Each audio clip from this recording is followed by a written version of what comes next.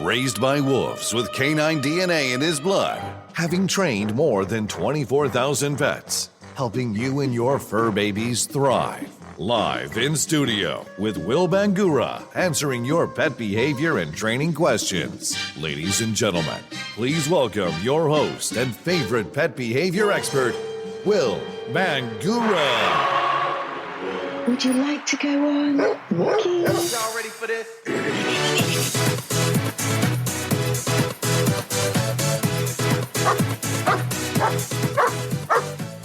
Good day, dog lovers. I'm Will Bangura, certified canine behaviorist. Thank you for joining me for another episode of Dog Training Today.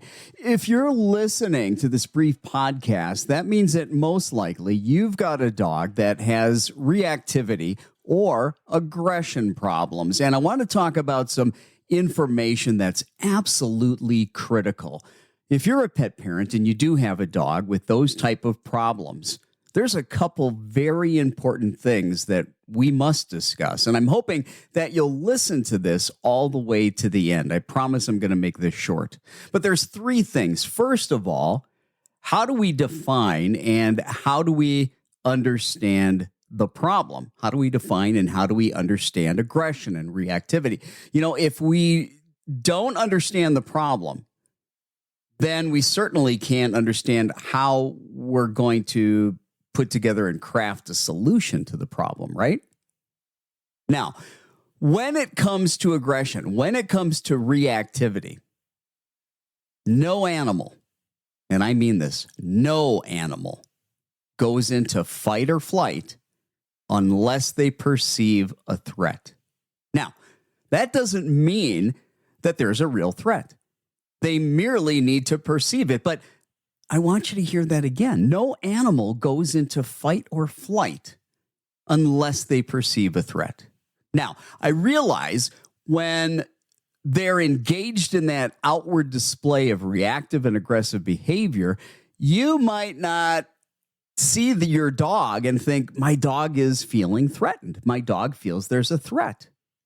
But in order to feel that there's a threat, in order to perceive that there's a threat with a particular trigger, that means that your dog is experiencing some level of fear, anxiety, stress. Your dog's uncomfortable and finds the trigger scary.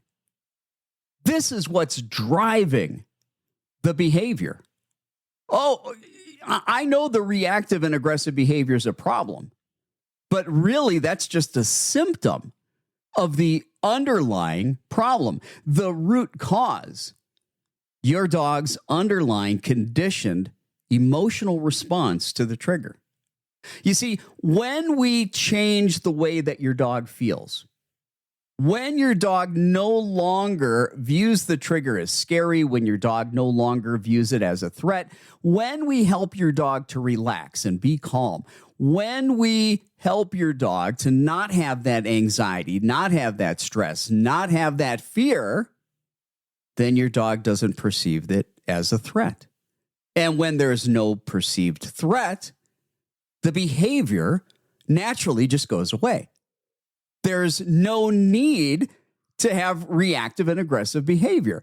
That's the dog's response to its anxiety, stress, and fear. And the second thing I need to talk about, when we're talking about a dog that's reactive and aggressive, what is the right way to train? What kind of training and behavior modification is best for that? What kind of tools should you use, maybe not use?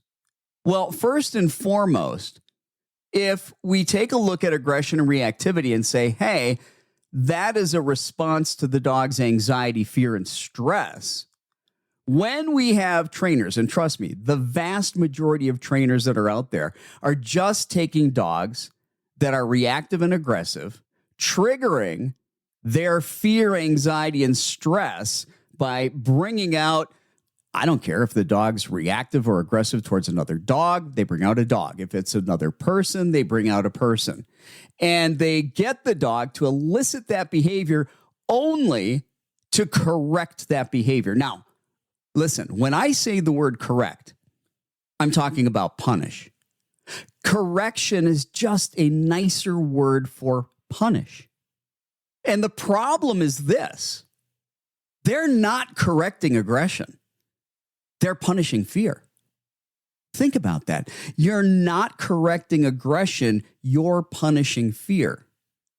Now, using a prong collar, choke chain, shock collar, yelling at the dog, punishment, alpha rolls, those type of techniques have no basis in science. They have no basis in evidence-based training. There are over 40 modern scientific research studies that all come up with the same conclusion. Positive reinforcement, force-free training is more effective, more efficient, and produces long-lasting results with permanence and reliability. Unlike punishment, unlike correction, which only suppresses the outward behavior, it does absolutely nothing to address the underlying root cause, the anxiety, the stress, the fear, the dog's underlying emotional state that's driving those behaviors.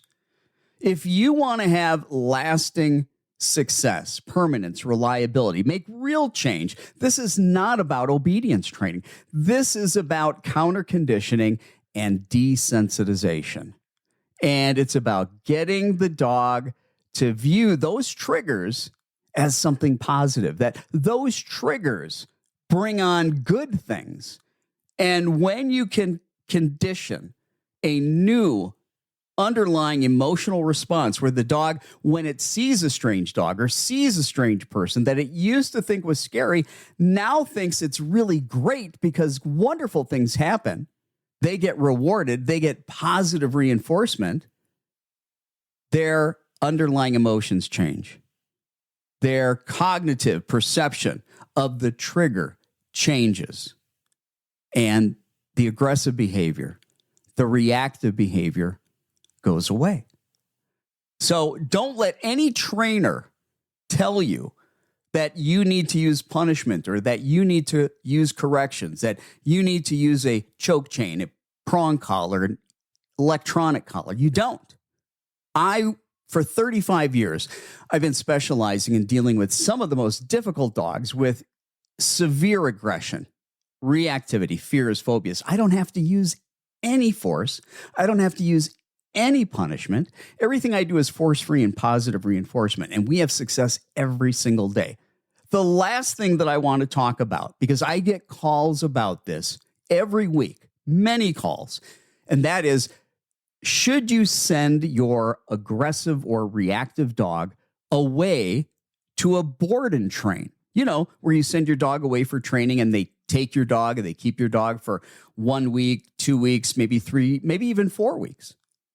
Well, that's the worst thing that you could possibly do if you have a dog that's aggressive or reactive. First of all, you are not going to resolve these complex behaviors that are rooted in deep-seated, conditioned emotional states and turn that around in a week or 2 weeks or even 4 weeks. It's not going to happen. There's not enough time.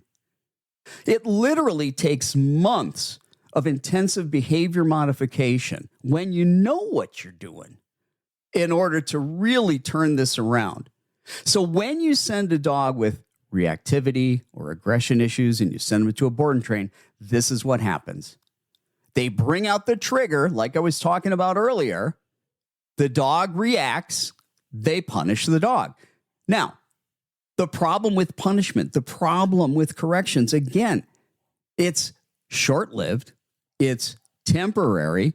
It only shuts down the outward behavior, does nothing to address the underlying emotional state.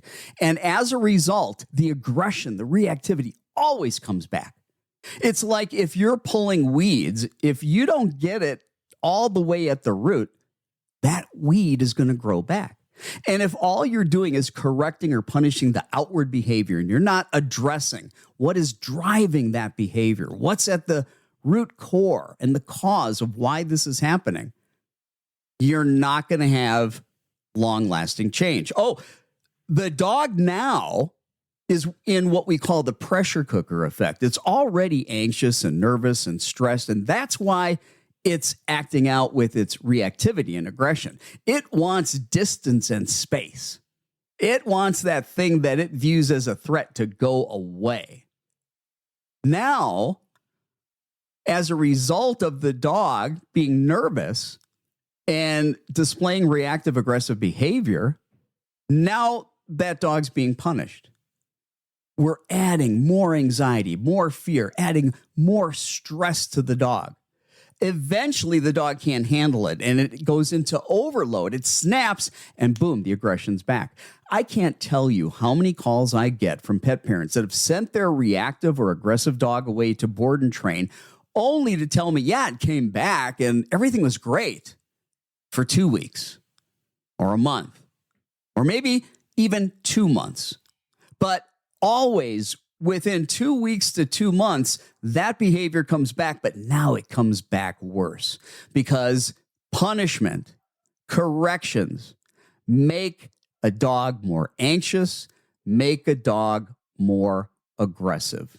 It's really important that you understand this. It's also very important that you find a professional that really knows what they're doing. Unfortunately, you may not know that the dog training industry is unregulated. What does that mean? That means anybody can call themselves a dog trainer, and anybody can call themselves a behaviorist. They don't need to have any formal education. They don't need to have any certification. They don't need to have any licensure. They don't need to have any insurance. They don't need to have any continuing education. These are all things that other professions mandate. I mean, if you're going to be a psychologist, you've got to have a formal education. Then you've got to pass certification so that you can prove that you know what you're doing. You've got to follow certain ethical guidelines and standards, a code of conduct, and you've got to stay current on the latest and greatest evidence-based, science-based practices in changing behavior. That means that you need to have continuing education. All those things are in place to protect you as the consumer.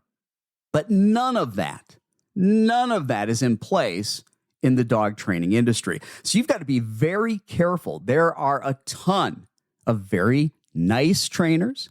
There are a ton of very nice trainers with very good intentions that know very little. And they have not gotten a formal education. And even though they're nice people, even though they've got good intentions, they're doing a lot of damage to dogs. So make sure that you do your homework. Make sure that you do your research. Don't just take my word for it. Get out there and really investigate what I'm talking about. No educated, certified, modern trainer or behaviorist uses corrections or punishment or force. None. Not today. That is old school stuff. We know that we can do better. If you're ready to make some long-lasting change with permanence and reliability and really make this work, go ahead and schedule your initial behavior consultation with me. Together, we will embark upon this journey to create a better tomorrow for you and your dog.